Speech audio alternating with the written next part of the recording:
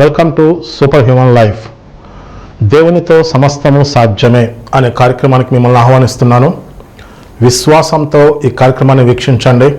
ఖచ్చితంగా గొప్ప కార్యాలు పొందుకుంటారు.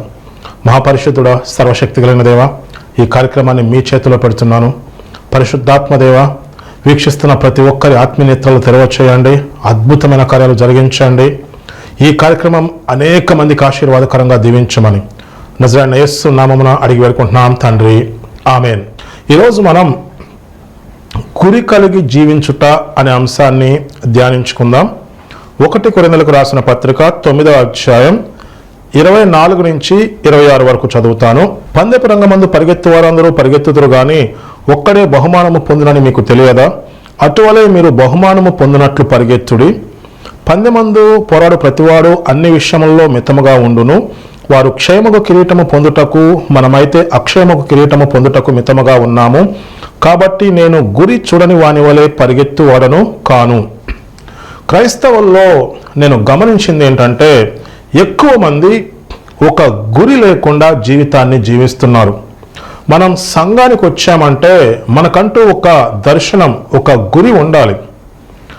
బైబిల్లో చాలా స్పష్టంగా రాయబడింది, పందెపు రంగమందు పరిగెత్తు వారందరూ పరిగెత్తుతారు కానీ ఒక్కడే గెలుపొందుతాడు. అటువలే నేను గెలుపొందాలి అని చెప్పి మనం పరిగెత్తాలి. అంటే మనం ఒక గురి కలిగి ఉండాలి. ఏదైతే గురి కలిగి ఉన్నామో అది కంపల్సరీ మనం సాధించాలి అని చెప్పి బైబిల్లో చాలా స్పష్టంగా రాయబడింది. ఈ లోకంలో క్షేమకు కిరీటం పొందటానికి అనేక మంది ప్రయత్నం చేస్తున్నారు. ఈ లోకంలో ఎన్ని సాధించినా ఒక్క తరం వరకే, లేకపోతే 2 తరాలు, 2-3 తరాల తర్వాత అవన్నీ మర్చిపోతారు. దేవుని కోసం మనం చేసేవి శాశ్వతంగా ఉంటాయి. మరి ఇంత గొప్ప పనులు మనం చేసే మనం గురి కలిగి జీవించాలి. గురి కలిగి జీవించటమే కాదు, చాలా స్పష్టంగా ఉంది, పందెపు రంగమందు అనేక మంది పరిగెత్తారు కానీ ఒక్కడే విజయాన్ని పొందుతారు. నేను ఆ విజయాన్ని పొందాలి అని చెప్పి పరిగెత్తాలి. అపోస్తలుడైన పౌలు అంటున్నాడు, నేను గురి చూడని వాని వలె పరిగెత్తువాడను కాను. ఇది చాలా ఇంపార్టెంట్ అయింది. ఇది చాలా అవసరం. దీనికి సంబంధించి నేను అనేకమైన విషయాలు మీకు తెలియచేస్తాను. ఎఫెసీయులకు రాసిన పత్రిక 2వ అధ్యాయం 10వ వచనం, మరియు వాటి యందు మనము నడుచుకొనవలెనని దేవుడు ముందుగా సిద్ధపరిచిన సత్క్రియలు చేయుటకై మనము క్రీస్తు యేసునందు సృష్టించబడిన వారమై ఆయన చేసిన పని అయి ఉన్నాము. చూడండి, దేవుడు మనందరి పట్ల గొప్ప ఉద్దేశాలు కలిగి ఉన్నారు. నువ్వు రక్షణ పొందావంటే భూమి మీద నీకు గొప్ప బాధ్యత ఉంది. దేవుని చిత్తాన్ని నెరవేర్చాలి. దేవుని కోసం గొప్ప పనులు చేయాలి. అలా చేయాలని చెప్పి దేవుడు ముందుగానే నిర్ణయించాడు. ఎఫెసీయులకు రాసిన పత్రిక 2వ అధ్యాయం 10వ వచనంలో అదే ఉంది. మనము వాటి యందు నడుచుకొనవలెనని దేవుడు ముందుగా సిద్ధపరిచిన సత్క్రియలు చేయుటకై మనము క్రీస్తు యేసునందు సృష్టించబడిన వారమై ఆయన చేసిన పని అయి ఉన్నాము. మీరు బైబిల్లో కుమ్మరి గురించి రాయబడి ఉంది. కుమ్మరి కొండలు చేసేటప్పుడు తను ఏం చేస్తాడంటే, సరైన రూపం లేకపోతే దాన్ని తీసేసి మళ్ళా చేస్తాడు. తను మళ్ళా ప్రయత్నం చేస్తారు. తను ఏ రూపమైతే అనుకుంటారో ఆ రూపం వచ్చేలా చాలా ప్రయత్నం చేసి అందంగా దాన్ని తీర్చిదిద్దుతాడు. అలాగే దేవుడు మన జీవితాన్ని ట్రైనింగ్ ఇచ్చి, అభిషేకం ఇచ్చి తీర్చిదిద్దుతాడు. దేవుడు మన జీవితాన్ని ముందుగానే ప్లాన్ చేశాడు. ఇది నేను చెప్పిన మాట కాదు. ఎఫెసీయులకు రాసిన పత్రిక 2వ అధ్యాయం 10వ వచనం 4-5 సార్లు చదవండి, మీకు అర్థమవుతుంది. మరియు వాటి యందు మనము నడుచుకొనవలెనని దేవుడు ముందుగా సిద్ధపరిచిన సత్క్రియలు చేయటం కోసం. నువ్వు రక్షించబడ్డావంటే నువ్వు దేవుని కోసం గొప్ప పనులు చేయాలి. దేవుని చిత్తాన్ని నెరవేర్చాలి. నువ్వు ఊరికనే భూమి మీద లేవు. మనం దేవుని పని చేయాలి. దేవుడు ముందుగా సిద్ధపరిచిన సత్క్రియలు చేయుటకై మనము క్రీస్తు యేసునందు సృష్టించబడిన వారమై ఆయన చేసిన పని అయి ఉన్నాము. తర్వాత కీర్తనలు 139వ అధ్యాయం 16వ వచనం, నేను పెండమునై ఉండగా నీ కన్నులు నన్ను చూచెను. నియమింపబడిన దినములలో ఒక్కటైనా కాకమునిపే నా దినములన్నీ నీ గ్రంథములో లిఖితములాయెను. చూడండి ఎంత స్పష్టంగా రాయబడిందో. నేను పెండమునై ఉండగా నీ కన్నులు నన్ను చూచెను. నియమింపబడిన దినములలో ఒకటైనా కాకమునిపే. మనం భూమి మీద ఇంకా ఒక్కరోజు కూడా ఉండకముందే మన జీవితం అంతా, మన దినములన్నీ దేవుని గ్రంథంలో లిఖితమైనవి. దేవుడు ముందుగానే ప్లాన్ చేసి పెట్టాడు. మనం ఏంటంటే మనం దేవుని మాట విన్నప్పుడు, దేవుని మార్గంలో నడుచుకుంటున్నప్పుడు, దేవుని పని చేయడానికి ఇష్టపడుతున్నప్పుడు దేవుడు ఆ విషయాన్ని బయలుపరుస్తాడు. మీకు అర్థమయ్యే భాషలో చెప్తాను చూడండి. మీరు ఒక విత్తనాన్ని దానికి మొలిచే విధంగా, అది మొలకెత్తే విధంగా వాతావరణం కల్పిస్తే, అంటే దాన్ని భూమిలో వేసి నీళ్లు పోసి గాలి వెలుతురు ఉంటే ఆ విత్తనం మొలకెత్తుతుంది. ఆ విత్తనం మొలకెత్తి ఆ విత్తనం ఎందుకోసం ఉందో ఆ ఫలాలు ఇస్తుంది. అలాగే దేవుడు మనలో విత్తనం ఉంచాడు. విత్తనం అంటే మన జీవితాన్ని దేవుడు ప్లాన్ చేశాడు. నేను విత్తనం అని ఎందుకు చెప్తానంటే, ఒక విత్తనం ఏమవ్వాలో, అది ఎలా మొలకెత్తాలో, ఏ ఫలాలు ఇవ్వాలో మొత్తం ఆ విత్తనంలోనే ఉంటుంది. మీరు చేయాల్సింది ఏంటి? దానికి తగ్గ మంచి వాతావరణం కల్పిస్తే, ఆ విత్తనాన్ని భూమిలో వేస్తే, నీళ్లు పోస్తే, గాలి వెలుతురు ఉంటే విత్తనం దాని అంతటికి అదే మొలకెత్తుతుంది, అది పెరుగుతుంది. ఆ విత్తనం ఎందుకోసం ఉందో ఆ ఫలాలు ఇస్తుంది. అలాగే దేవుడు మన జీవితాన్ని ప్లాన్ చేశాడు, మనలో ఆ విత్తనం ఉంచాడు. మీరు విత్తువాని ఉపమానం చూడండి. ఆ విత్తువాని ఉపమానం దేని గురించి? విత్తువాడు వాక్యము విత్తుచుండగా. ఆ విత్తనం అనే మాట నేను చెప్పడానికి అర్థం ఏంటంటే, దేవుడు మన జీవితాన్ని ముందుగానే ప్లాన్ చేశాడు. అదంతా మనలోనే ఉంది. మనం సరైన వాతావరణం కల్పించినప్పుడు, సరైన వాతావరణం అంటే మనం దేవుని మాట వింటూ, దేవునితో సహవాసం కలిగి, ప్రార్థన చేస్తూ, దేవుని పని చేయడానికి ఇష్టపడినప్పుడు, మన జీవితాన్ని దేవుని చేతిలో పెట్టినప్పుడు అది సరైన వాతావరణం అన్నమాట. దేవుడు మన కోసం ఏ ఉద్దేశాలు కలిగి ఉన్నాడో దేవుడు మనకి బయలుపరుస్తాడు. విత్తనాన్ని భూమిలో వేసి నీరు పోసి గాలి వెలుతురుంటే ఎలా మొలకెత్తుతుందో, అది పెద్దదో, ఎలా ఫలాలు ఇస్తుందో, నువ్వు సరైన వాతావరణంలో దేవుని సహవాసం కలిగి, నువ్వు ఏం పని చేస్తున్నా, నువ్వు ఏ ఉద్యోగం చేస్తున్నా, బిజినెస్ చేస్తున్నా, చదువుకుంటున్నా, నువ్వు ఏం చేస్తున్నా, దేవునితో సహవాసం కలిగి, వాక్యం ధ్యానిస్తూ, ప్రార్థన చేస్తూ, దేవుని పని చేయడానికి ఇష్టపడి, దేవుని చిత్తాన్ని నెరవేర్చడానికి ఇష్టపడితే నీ జీవితం యొక్క ఉద్దేశం ఏంటో దేవుడు నీకు బయలుపరుస్తాడు.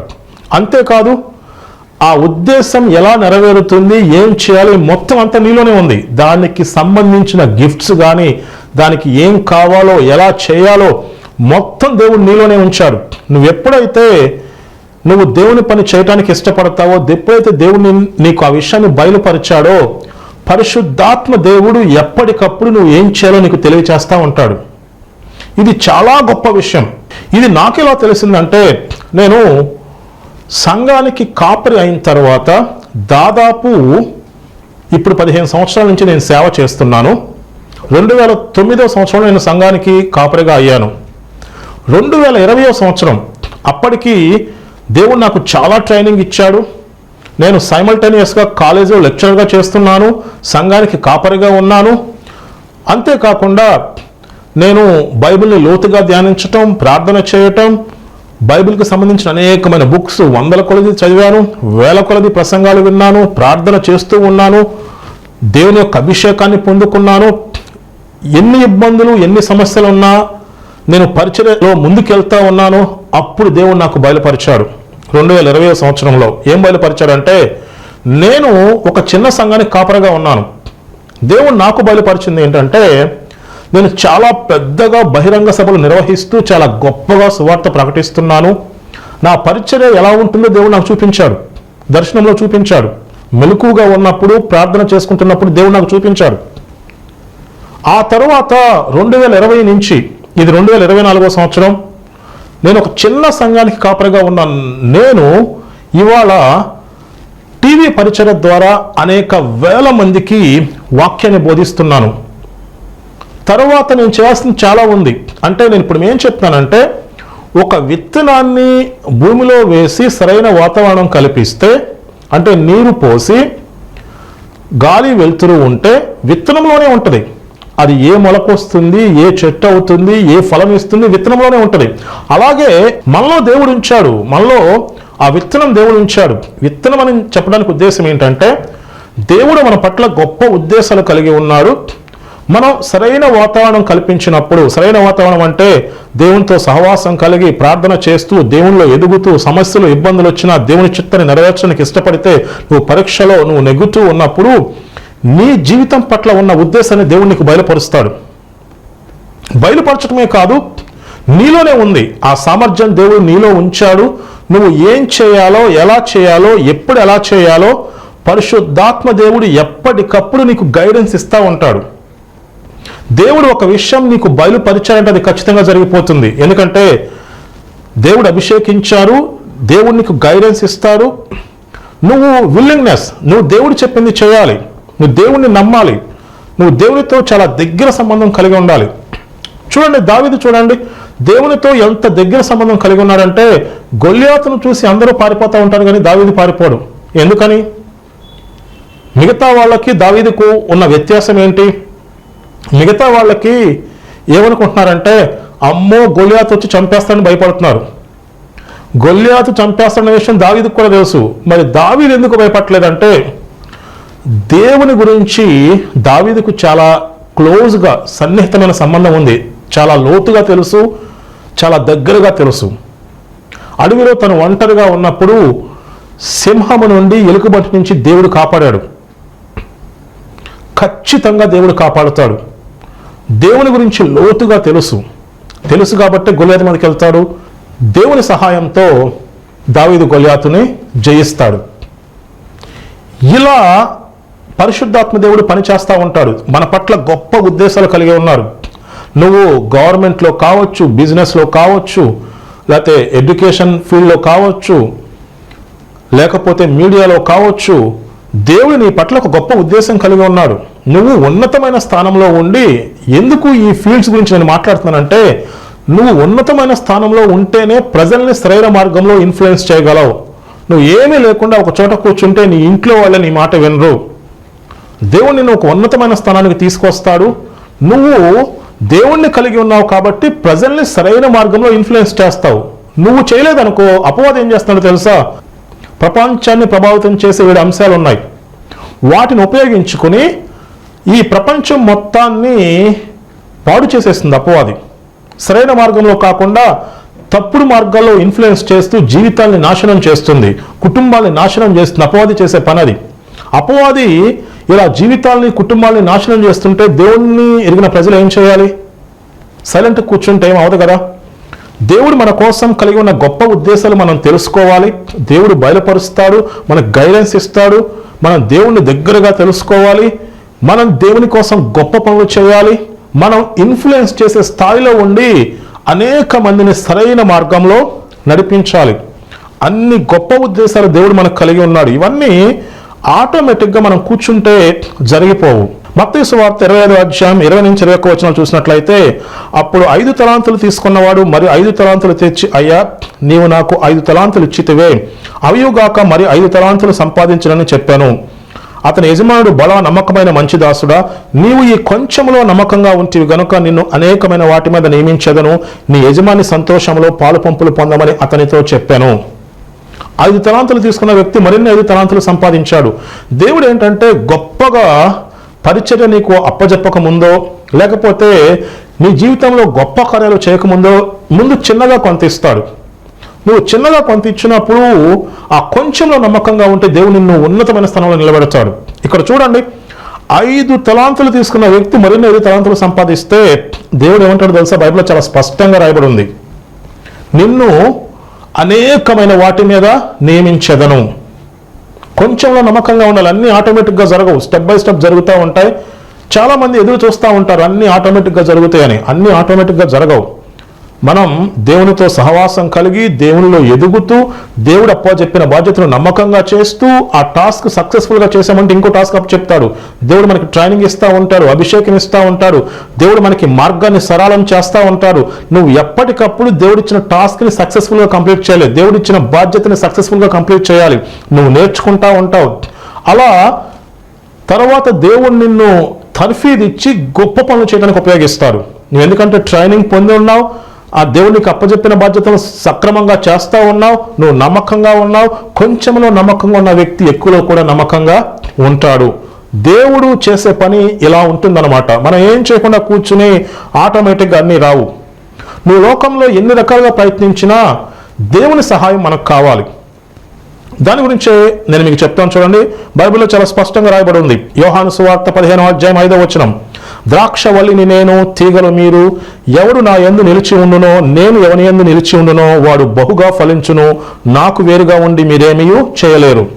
ఎంతో పాకులాడుతూ ఉంటారు, ఎంతో ప్రయత్నం చేస్తూ ఉంటారు. దేవుడి సహాయం మనకు కావాలి.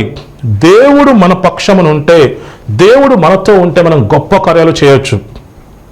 యేసు ప్రభు శిష్యులతో చెప్పిన మాట అదే, మీరు ఎక్కడికి వెళ్ళొద్దు, మీరు వేచి ఉండండి. అంటే దీని అర్థం మీ శక్తి సరిపోదు, మీ జ్ఞానం సరిపోదు, మీరు ఇంత గొప్ప పని చేయలేరు, మీరు వేచి ఉండండి. పరిశుద్ధాత్మ మీ మీదకి వచ్చినప్పుడు మీరు శక్తిని పొందుకుంటారు. అప్పుడు మీరు యోదయ, సమరయ, భూదిగంతముల వరకు నాకు సాక్షులై ఉంటారు. కంపల్సరీ దేవుని నుంచి సహాయం కావాలి. దేవుని ఆత్మచేత నింపబడినప్పుడు, అభిషేకించబడినప్పుడు, అభిషేకం అంటే పరిచర్యకు అభిషేకం ఉంటుంది, ఇంకా ప్రతి పనికి అభిషేకం ఉంటుంది. నువ్వు నీ కుటుంబాన్ని మంచిగా చూసుకోవాలంటే దానికి కావాల్సిన అభిషేకం దేవుడు ఇస్తాడు. నీ పిల్లల్ని మంచిగా దేవునిలో పెంచడం, కుటుంబాన్ని చక్కగా చూసుకోవటం, దేవునిలో పెరిగేలా చేయడం, దానికి అభిషేకం కావాలి.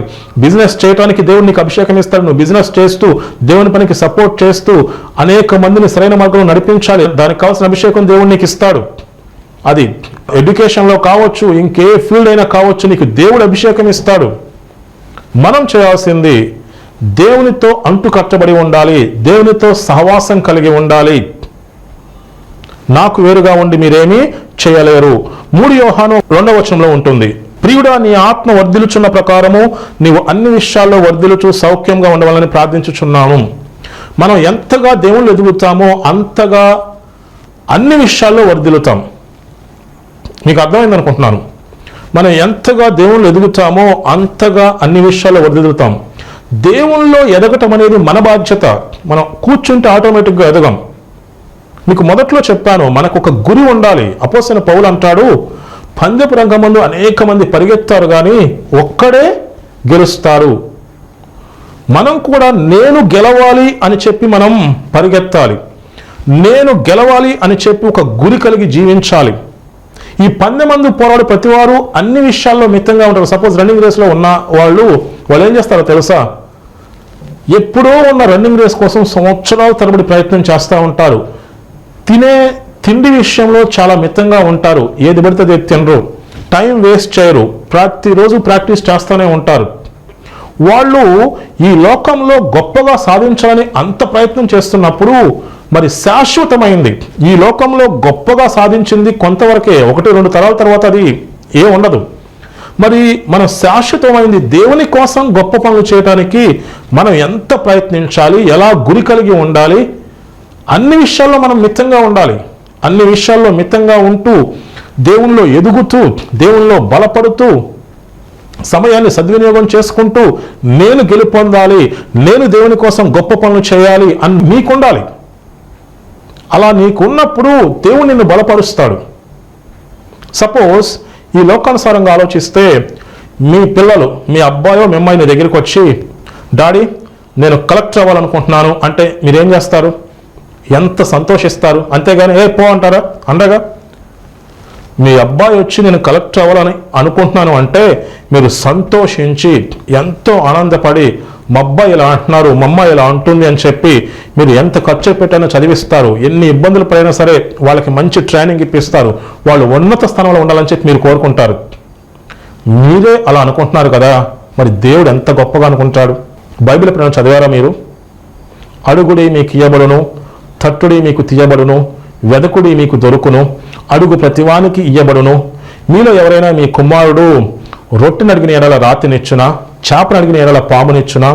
మీరు చెడ్డవారయ్యుండి మీ పిల్లలకు మంచి ఈవులనియ నెరుగుదురు కదా, మీ పరలోకమందున తండ్రి మరి నిశ్చయముగా మీకు మంచి ఈవులనిచ్చును. మీరే మీ పిల్లలు అంత మంచిగా ఉండాలనుకుంటున్నారు కదా, మరి పరలోకమందున తండ్రి మనం ఎంత మంచిగా ఉండాలని చెప్పి దేవుడు అనుకుంటాడు. దేవుడు మన కోసం పరలోకాన్ని సిద్ధపరిచాడు. అది ఎంత గొప్పగా ఉంటుందో తెలుసా? ఒకసారి మీరు ప్రకటన గ్రంథం చదవండి. దేవుడు మన కోసం ఎంత గొప్ప ప్రణాళిక కలిగి ఉన్నాడో మీకు తెలుస్తుంది. అంతేకాకుండా ఈ లోకంలో దేవుని పని చేయాల్సింది మనమే. దేవుని కోసం గొప్ప పనులు చేయాలి. ఈ లోకంలో ఉన్న వాళ్ళే ఈ లోకంలో గొప్పతనం కోసం అంత పాకులాడుతుంటే, గురి కలిగి జీవిస్తుంటే, దానికోసం అన్ని విషయాల్లో మితంగా ఉండి ప్రయాసపడుతుంటే, ట్రైనింగ్ తీసుకుంటుంటే, ప్రాక్టీస్ చేస్తూ ఉంటే, సమయాన్ని వ్యర్థం చేయకుండా అన్ని చేస్తూ ఉంటే, దేవుణ్ణి కలిగి ఉన్న నీవు, నేను దేవుని పని చేయటం కోసం దేవుని పని శాశ్వతంగా నిలిచి ఉంటుంది. ఈ లోకంలో చేసేదంతా 2-3 తరాల తర్వాత మొత్తం పోతుంది. శాశ్వతంగా నిలిచి ఉండే దేవుని పని చేసే మనం, అక్షయమైన కిరీటాన్ని పొందే మనం ఏ రకంగా జీవించాలి? గురి కలిగి జీవించాలి. నేనే గెలుపొందాలని చెప్పి జీవించాలి. అన్ని విషయాల్లో మితంగా ఉండాలి. నువ్వు నేనే గెలవాలని చెప్పి నువ్వు ప్రయత్నం చేయాలి. నువ్వు నేర్చుకోవాలి. నువ్వు ట్రైనింగ్ తీసుకోవాలి. దేవుడు నీకు నేర్పిస్తుంటాడు.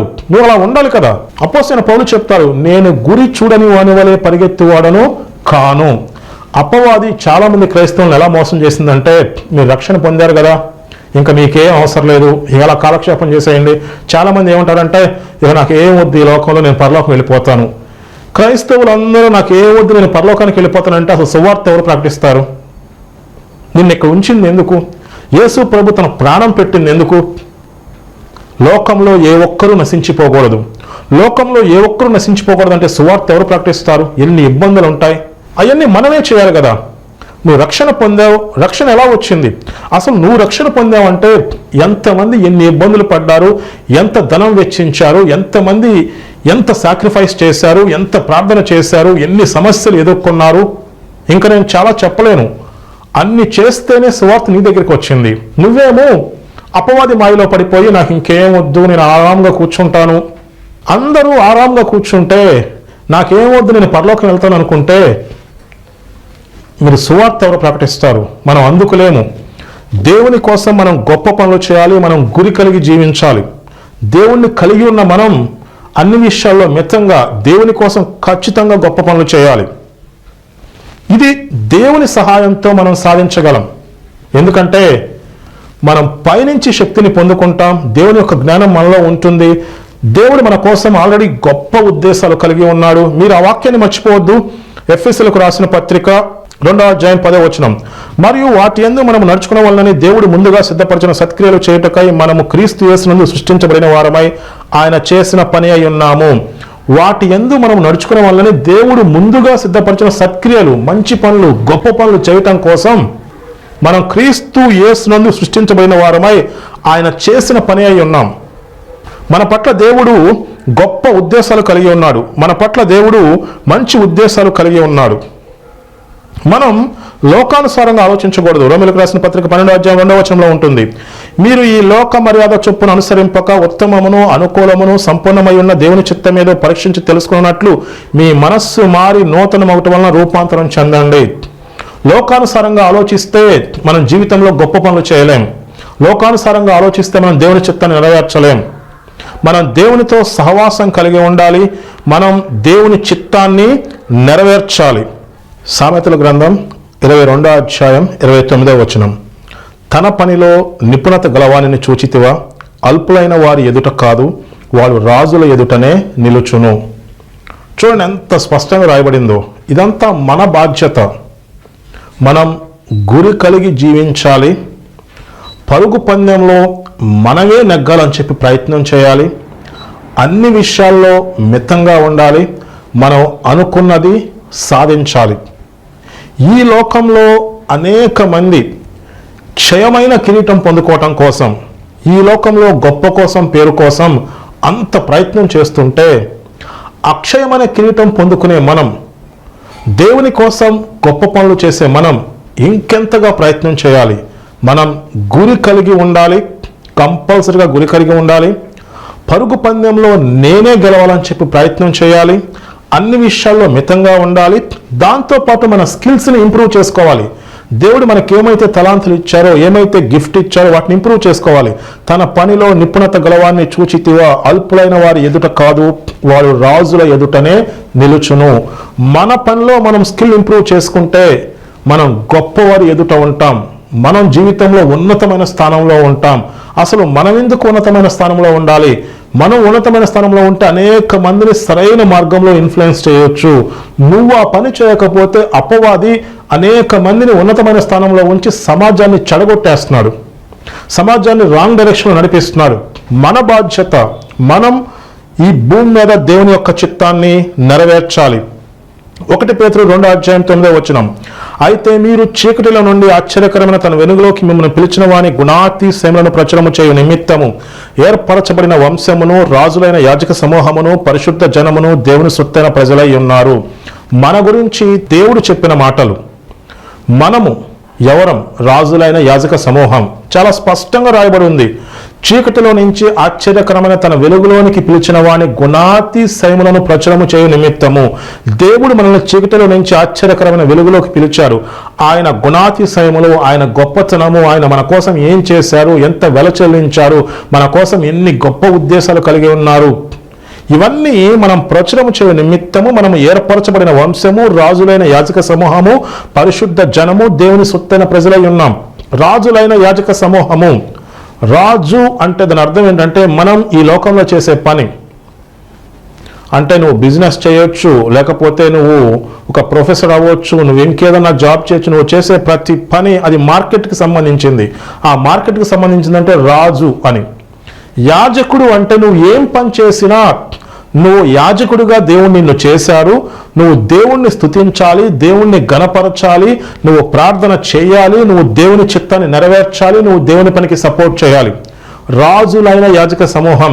ఈ లోకంలో నువ్వు సక్సెస్ అవ్వాలంటే నువ్వు చేయాల్సింది ఏంటంటే నీ యాజక ధర్మాన్ని నెరవేర్చాలి, నువ్వు దేవునితో సహవాసం కలిగి ఉండాలి, నువ్వు దేవుని చిత్తాన్ని నెరవేర్చాలి, నువ్వు ప్రార్థన చేయాలి, దేవుణ్ణి గణపరచాలి, దేవుని యొక్క గుణాతిశయములను మనం ప్రచురము చేయాలి. ఇది బైబిల్లో ఉన్న గొప్ప మర్మం. నా పని నేను చూసుకుంటాను, లోకానుసారంగా ప్రయత్నం చేస్తానంటే బాగున్నంత వరకు బాగుంటుంది, తర్వాత ఏమవుతుందో నువ్వు చెప్పగలవా? మనం దేవుణ్ణి కలిగి ఉంటే దేవుని కాపుదల మనకు ఉంటుంది. మనం ఎందుకు ఇలా గురి కలిగి ఉండాలి, ఎందుకు ఇలా చేయాలంటే బైబిల్లో రాయబడిన మాట సామెతల గ్రంథం 29వ అధ్యాయం 18వ వచనం. దైవోక్తి లేని ఎడల జనులు కట్టులేక తిరుగుదురు, ధర్మశాస్త్రం అనుసరించువాడు ధన్యుడు. దైవోక్తి లేకపోతే, దైవోక్తి అంటే నువ్వు ఇలా ఉండాలి, నువ్వు ఇది చెయ్యాలి అనే దైవోక్తి నీకు లేకపోతే, దేవుడు నీకు బయలుపరచకపోతే, నీకంటూ విజన్ లేకపోతే, జనులంటా కట్టు లేక తిరుగుదురు, ఇష్టానుసారంగా తిరుగుతూ తమ జీవితాన్ని సర్వనాశనం చేసుకుంటారు. ఈ ప్రపంచంలో చాలా మంది క్రైస్తవులు దైవోక్తి లేక, వాళ్ళ జీవితం పట్ల దేవుని ప్రణాళిక ఏంటో తెలుసుకోలేక, ఒక గురి లేక ఇష్టానుసారంగా తమ జీవితాన్ని నాశనం చేసుకుంటున్నారు. దేవుణ్ణి కలిగి ఉన్న నువ్వు ఒక గురి కలిగి ఉండాలి, దైవోక్తి ఉండాలి. దేవుడు నీ పట్ల ఒక గొప్ప ప్రణాళిక కలిగి ఉన్నాడు, అదేంటో నువ్వు తెలుసుకోవాలి, నువ్వు దేవుని చిత్తాన్ని నెరవేర్చాలి. అప్పుడు దేవుడు నీతో ఏమంటాడంటే బలా నమ్మకమైన మంచి దాసుడా, అది మనం అనిపించుకోవాలి. ఈ మాటలు దేవుడు దీవించునుగాక. దేవుడు మిమ్మల్ని ప్రేరేపించినట్లయితే ఈ పరిచర్యకు ఆర్థికంగా సహకరించండి. స్క్రీన్ పై QR కోడ్ ఉంటుంది, నేను మీ గురించి ప్రార్థన చేస్తాను.